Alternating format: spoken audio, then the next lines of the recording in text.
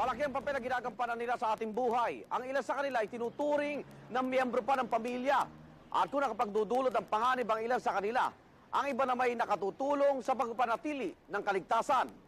Magandang gabi, ako naman Arnold Glavio. Tunghayan ang mga kwento ng aksyon at drama ng mga hayop dito sa Emergency!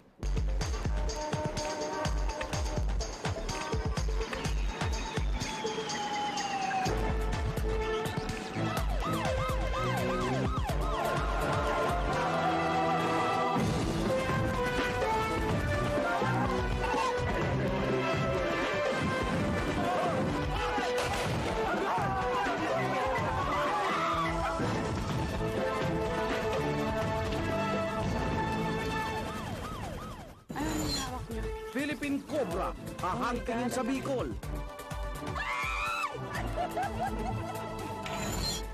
Baka hayop sa santuaryo, nanganganib ang kalusugan.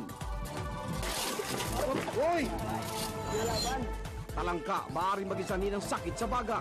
Maliit na uod ay lumalabas sa bituka. Ang lahat ng yan, ngayong gabi, dito lang sa Emergency!